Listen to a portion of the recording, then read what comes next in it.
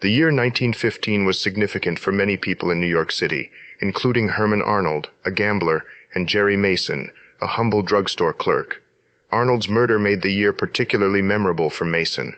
Before his death, Arnold had convinced Mason to steal $1,800 from the drugstore's safe where he was employed, promising to double the amount overnight. Mason shared this plan with his girlfriend, Laurie Crane. However, things took a turn when Arnold was murdered and the stolen money disappeared. Thus, 1915 became the year Jerry Mason encountered Mr. Death. Signal gasoline. Let every traffic signal remind you, you do go farther with Signal gasoline. Yes, you do go farther with Signal.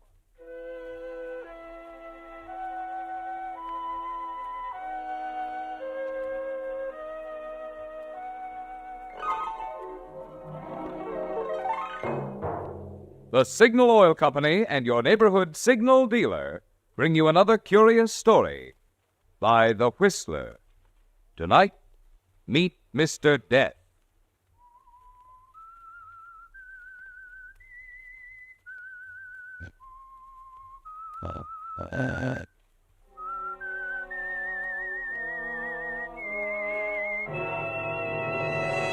I am the Whistler, and I know many things, for I walk by night. I know many strange tales hidden in the hearts of men and women who have stepped into the shadows. Yes, I know the nameless terrors of which they dare not speak.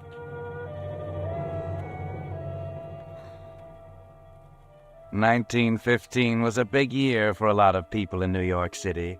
Herman Arnold, for instance. Herman Arnold, the gambler, was murdered, and because of that, it was a big year for Jerry Mason, drugstore clerk. Yes, 1915 was the year Jerry Mason met Mr. Death. You see, just before he died, Herman Arnold persuaded Jerry Mason to embezzle $1,800 from the safe at Thatcher's drugstore where he worked. He was going to double it overnight. That's what Jerry told Laurie Crane, his girlfriend. Only then the news came. Arnold was murdered, the money was gone, and all Laurie could say was, "Jerry, maybe we better run. Leave town." Are you crazy? They'd catch us sooner or later. I'll think of something now. Let me alone. yes, if it hadn't been for Herman Arnold and his foolproof scheme for doubling that embezzled money, Jerry Mason might never have met Mr. Death. But the meeting was in the cards that night in April 1915. Everything that happened was in preparation for the meeting. Herman Arnold's death, Mr. Thatcher's coming back from his vacation, and after Laurie's phone call. Hello? Oh, sorry I kept you waiting. The phone. Yeah. Got some aspirin? Yeah, sure. There you are. 25. Open kind of late tonight, aren't you? Here. Yeah, I was about to close up when you came in. That's 25 out of... Hey, What's the matter? well, you gave me $1,000 bill. Yeah, I know. There's something else I want to buy besides aspirin. Well, I can't make change for this. You can keep the change. Huh? And there are 4 more just like that one for you, when you deliver. I don't get it, mister. We alone? Wait a minute. Yeah, we're alone. You're pretty hard up for dough, ain't you? Small matter of $1,800. Who told you? Never mind, I know. There's something we want to buy, Mr. Mason. You're the only guy in town who sells it. Yeah? This ain't ordinary merchandise, Mr. Mason. I understand you have a regular customer by the name of Ted Townley. Yeah, newspaper columnist. What's he buy here? Has his prescriptions filled. What kind of prescription? Chloral hydrate. He can't sleep at night without it. Pretty powerful drug, ain't it? Not in small doses. I'd put it up for him in capsules. I see. What about large doses? What do you mean? I mean, if he was accidentally to take a capsule, well, it was loaded with maybe 3 times as much as usual. Oh, well, that wouldn't happen. I'm very careful. 8 grains is all. Suppose you accidentally loaded one of them capsules, Mr. Mason. Oh, Get it? I see. You want to buy a murder? It's only murder when you get caught. Now, if Mr. Townley was to be found the next morning dead with an overdose of chloral hydrate in him, what would you say? That is, if you was holding a post-mortem. Well, I'd check the rest of the capsules in the box. Uh-huh. And suppose you found them all kosher. Then I'd say he took more than one on purpose. Is it worth 5 grand? I don't know. 5 grand just to load one capsule and slip it in his next prescription? All right, I'll do it. You're smart, Mr. Mason. I'll have the other $4,000 for you within an hour after Mr. Townley wakes up dead. Good night, Mr. Mason. $5,000. I'm okay. I better close up now. Pardon me. How'd you get in here? I came in through the side door. I've been looking at the magazines over there behind the rack. I'd like to purchase this. How long have you been here? Oh, half an hour or more. Hope you don't mind. That man who just left? Yes, I saw him. I didn't want to interrupt. You both seemed to be so interested. You heard what we were saying? Oh, I didn't pay much attention. You see, I'm quite excited. I'm going on a trip to Europe. I'll take this issue of Travel, if you don't mind. It has a remarkable article on Syria. Have you ever been to Europe, Mr. Mason? How'd you know my name? Oh, I happened to hear that gentleman call you Mr. Mason. Is that all you heard? Well, what's the matter, Mr. Mason? I'm dreadfully sorry if I eavesdropped, but it was entirely unintentional. I see. Magazine's 25 cents. Yes, certainly. There you are. Thanks. I'm so excited about my trip I can hardly close my eyes at night. It's a good thing I don't do this very often. They say a large proportion of American businessmen die prematurely because they can't sleep at night. What made you say that? Well, it's true. You know, Mr. Mason, this will be the first time in my life I've left New York State, except for a trip or two to Jersey City, of course. No wonder I'm excited, eh? When are you leaving? May 1st. Oh, say, I wonder if you'd do me a favor. What? Well, the next issue of Travel has an article on English inns. I wonder if you'd be kind enough to put one aside for me. Okay, I'll save you. Oh, I'll come in for it. It should be a week or so, shouldn't it? Or just before the 1st of May. Thank you. Thank you so much. I'll be going. Oh, I'm sorry about being so touchy. You know, that other customer, he kind of had me on edge. He kept talking in riddles. You hear what he was telling me? Well, just a word now and then. Enough to... To what? To know it was none of my business. Good night, Mr. Mason. I'll be back on April 30th for the magazine.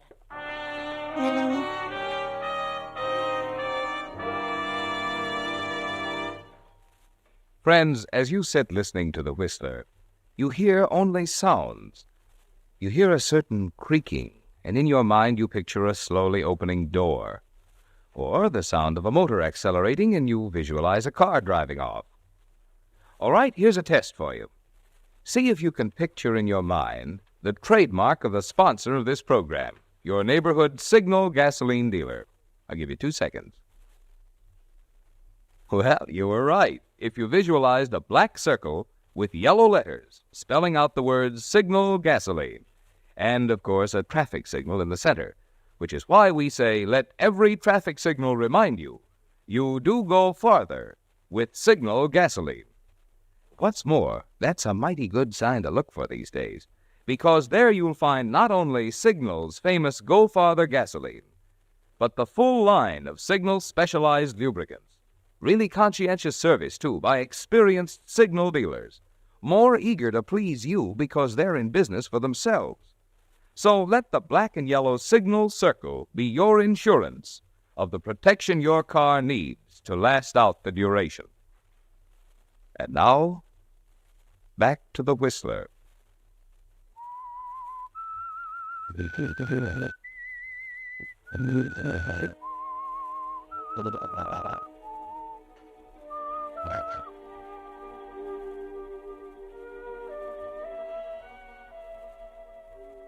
So Jerry Mason didn't close the store that night after the little man had left with his travel magazine.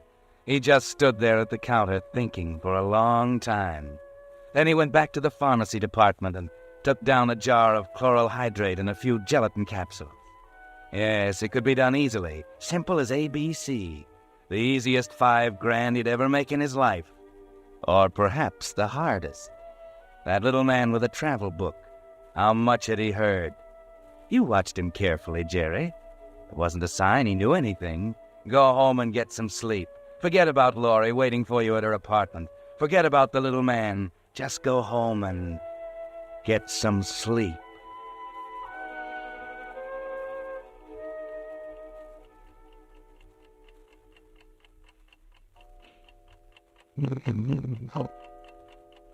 2:00.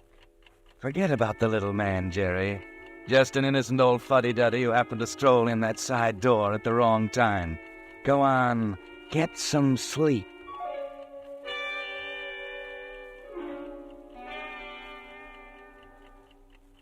He knows. He must know. He knew your name, didn't he? If he could hear that, he could hear the rest. That is, if he was listening. Wait a minute. Get hold of yourself. Are you going to toss over $5,000 because of a crazy hunch and go to prison for embezzlement when Thatcher starts looking for that 1800? Are you yellow? Don't be stupid. Get some sleep. Yes, get some sleep.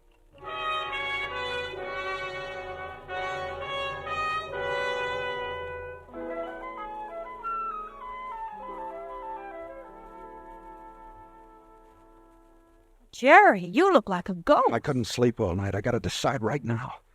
Townley will be in here for his prescription any minute. We made a wrong guess, Jerry, about the 1800. I know. I love you, Jerry. Don't let them drag you down any farther. But what about Thatcher's money? Jerry, it's murder. If I get caught, it's murder. I just can't get that guy with the magazine out of my mind. Townley's a big man, Jerry. They won't pass it off without a question. He knows too much about too many people. Well, there can only be one answer, I tell you. The guy's an addict, and everybody knows that people like that die from overdoses every day. I'm a cinch. If that little guy with the glasses is as dumb as he looks. Morning, Jerry. Oh, Mr. Townley. How's the newspaper business? Rotten, thanks. Oh, this is my fiancée, Miss Crane. Miss Crane? How do you do? A word of advice, Miss Crane. Keep 'em away from the newspaper business. Fate worse than death. How about my chemicals, Jerry? Yes, sir. If you can wait, I'll have it for you in just a minute. Okay. I really mean it, Miss Crane. You do? Yeah.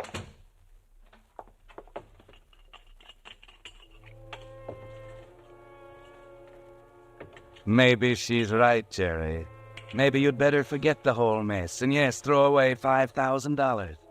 More money than you'll ever have if you live to be 100. Townley's a nice guy. Be ashamed to bump him off. Maybe Thatcher will listen to reason about the discrepancy, let you off easy. Yes, take that capsule out and look at it for a minute. $5,000. Right in the palm of my hand. 5,000. All right, Mr. Townley. There's one for good measure.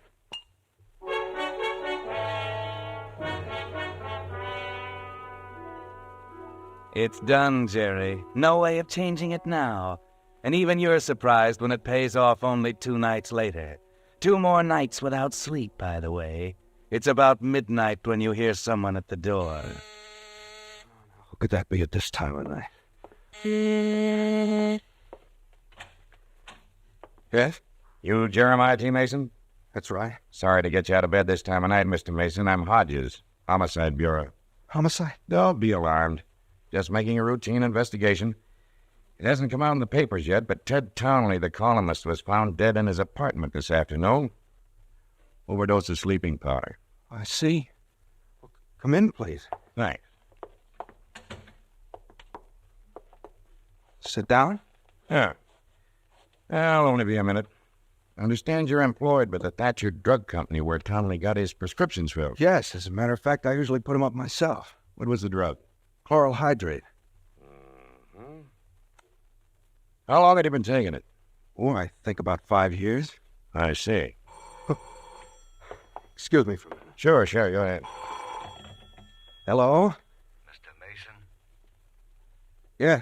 you did a nice job. Oh, don't apologize, Laurie. You didn't get me out of bed. Inspector Hodges of the Homicide Squad is I here. get you. It seems Townley, the columnist, was found dead in his apartment. I'll address that door to General Delivery. Name of Charles Henshaw. Got it? Yes, that's it. He got the drug from us. That's why the inspector's here. Take it easy, pal. Remember, they ain't got a thing on you. So long. All right. Good night, dear. I'll see you tomorrow. Sorry, Inspector. That's okay. Nothing irregular about the case, of course. Stomach contents analyzed as chloral hydrate. Doctor tells me you'd had trouble with Townley. Said the guy was turning into a regular addict. Well, if there's anything I can do... Ah, forget it. He'll probably close it up. Don't think you'll even have to testify. Well, thanks a lot, Mason. Sorry I had to disturb you. Well, that's quite all right, Inspector. Good night, Mason. Hey, better get back to bed and get some sleep. You look like you've had a hard day.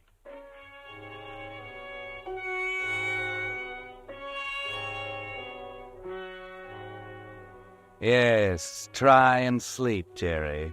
You're exhausted. Your arms and legs ache with fatigue, and your brain keeps spinning like a top. It's there every time you close your eyes. Black and white circles, like a whirling rifle target, with a little man in glasses grinning at the center. Sleep, Jerry. Sleep. Sleep.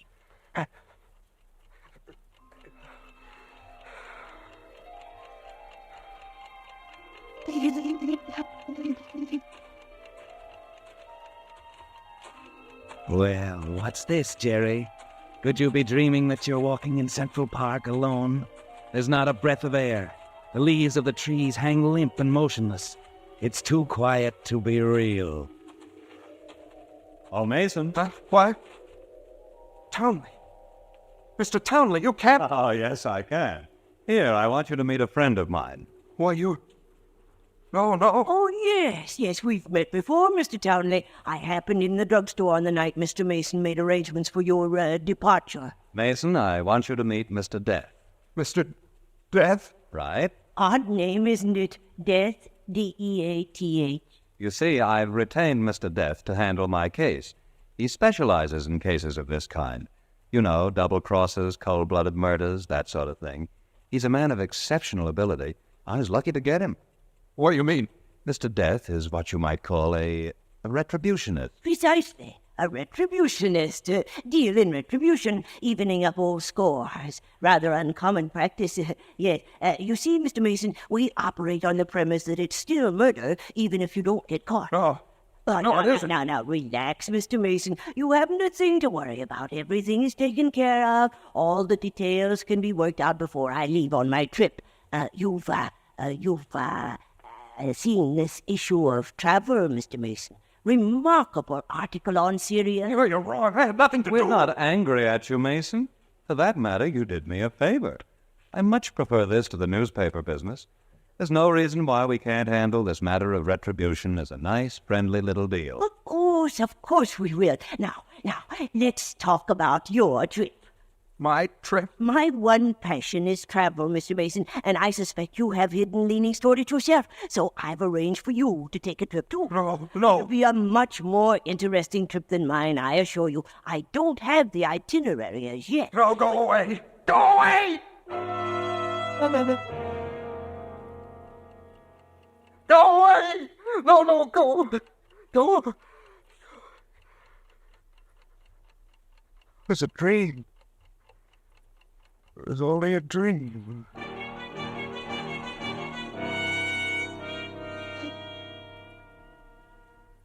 Laurie, you have no idea what it was like. They both grinned at me and talked about retribution and a long trip. Well, What? I shouldn't say I told you so, I guess. There was no other way out, Laurie. I know. I suppose I'm as guilty as you are. You just hired a murderer, Jerry. You haven't got the right kind of a mind. This was so real. You've got to get hold of yourself. It's done, and there's nothing we can do to change it. Now, where's the money? Here. I picked it up at the post office this morning. Small bills. Good. I'll return it to the safe. Mr. Thatcher might get in early. You'll have it all ready for him. And I'll be back later this afternoon. Now, you've got to get some sleep. I know, but every time I close my eyes, I see him. Forget him, will you? I told you, it's only your imagination. All right. I'll go to sleep. Oh, before you go, fix me another bromide, will you?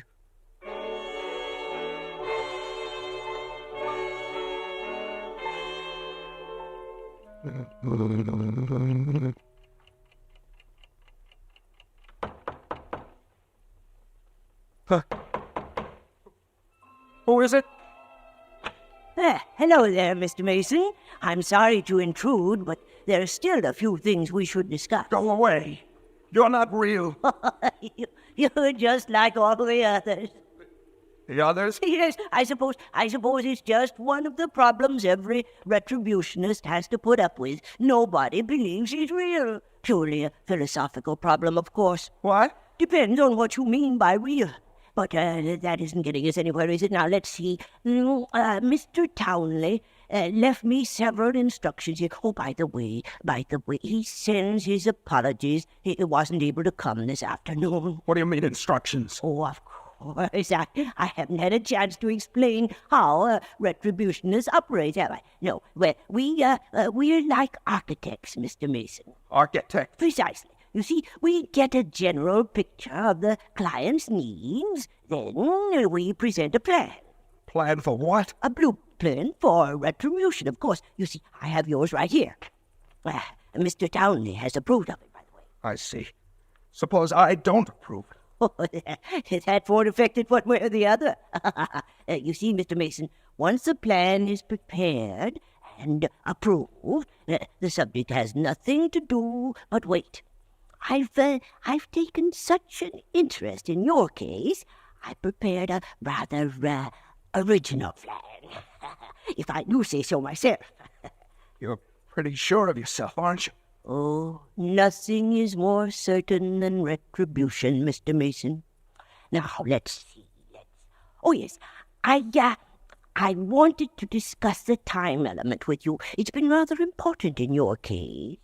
We usually work over a period of years, but it happens that I want to take advantage of an unusual opportunity. Your date has been set at April 30th. That's tomorrow. Yes. The blueprint. Let me see it. Oh, I'm sorry. I'm very sorry. That's out of the question. Oh, it's not a plan at all. It's a travel magazine. Give it to me. I said you can't touch it, Mr. Mason. Oh, no. All right. Try. But You see, you can't touch the plan, Mr. Mason. All you can do is wait. Just wait.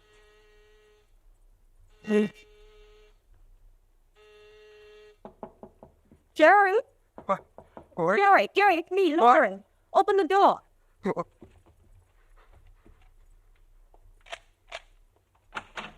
Jerry, Mr. Thatcher's back. About an hour after I put the money in the safe.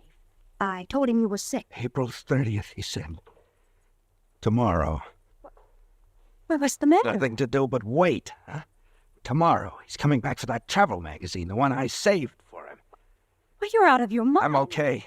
Listen, go back and tell Thatcher I'm going to work all day tomorrow. Tell him to stay home and unpack anything. What are you going to do? I got a date, Laurie. A date with Mr. Death.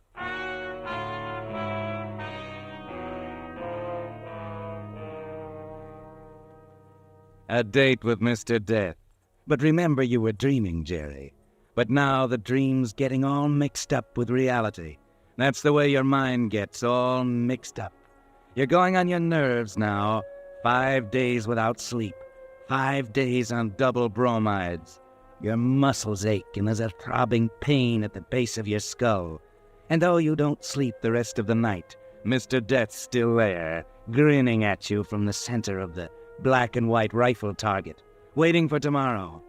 He doesn't know you're not going to take it lying down, that there's something you can do besides wait, something he might not expect when he comes in as he promised he would pick up the new travel magazine.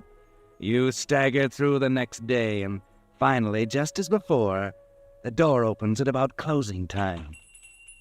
Hello there, Mr. Mason. Oh, it's you. I hope you remembered about the travel magazine. Yes, I remembered. Here you are. Thank you. Thank you so much, Mr. Mason. 25. Yes. Say, where do you live?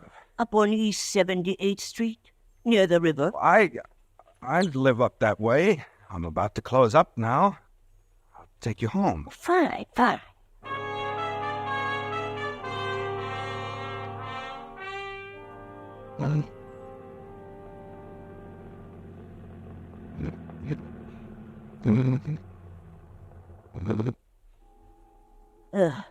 Why are you stopping here by the river, Mr. Mason? All right, Mr. Death. It's April 30th. What do you mean? You heard what we were talking about that night, didn't you? Got the whole works. Lean back and wait, huh? Just sit around and wait for you to spring the works on the cops. Tell them I killed Ted Townley. Did you have that in mind for April 30th, huh? Tonight, maybe? I didn't. Oh, yes, you did, Mr. Death. Retribution, huh? Well, maybe this is something you forgot to put in your blueprint. Oh, don't let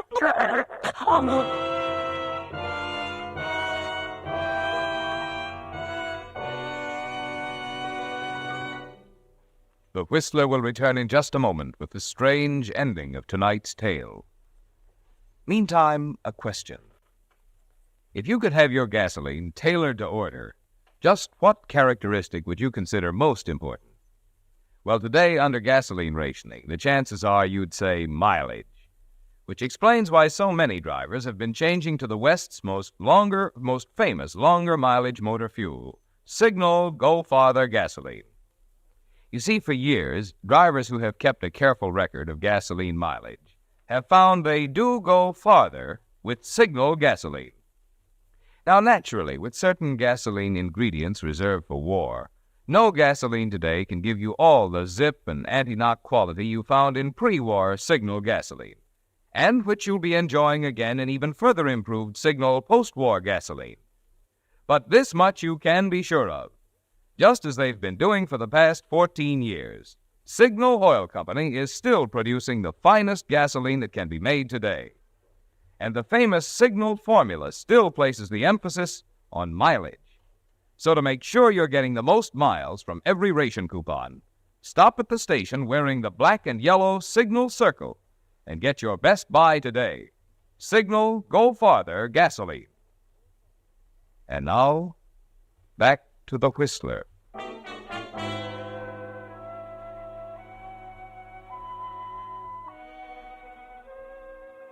There's nothing to worry about now, Jerry.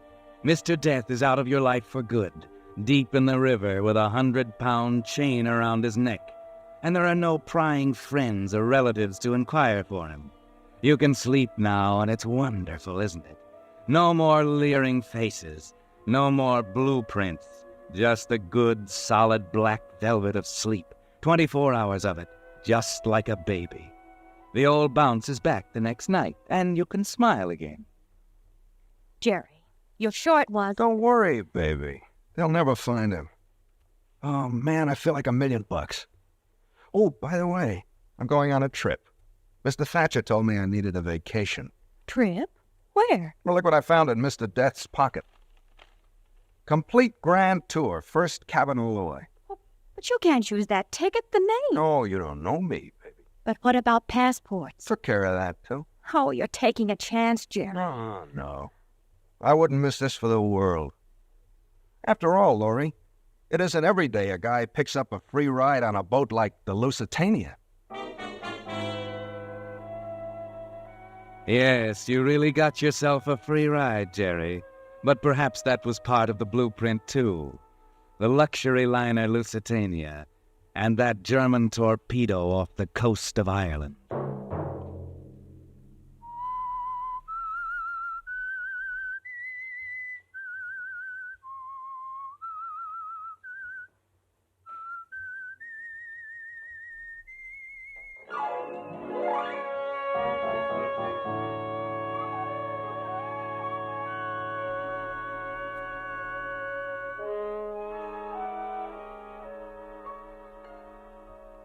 Next Monday at 9 o'clock, The Whistler will bring you another strange tale. The Whistler is broadcast for your entertainment by the marketers of Signal gasoline and motor oil and fine quality automotive accessories, and by your neighborhood Signal dealer. This program, directed by George W. Allen, with tonight's story by Harold Swanton, music by Wilbur Hatch, is transmitted to our troops overseas by the Armed Forces Radio Service. This is Marvin Miller speaking, and suggesting that you let every traffic signal remind you that you do go farther with Signal gasoline. Yes, you do go farther with Signal. This is CBS, the Columbia Broadcasting System.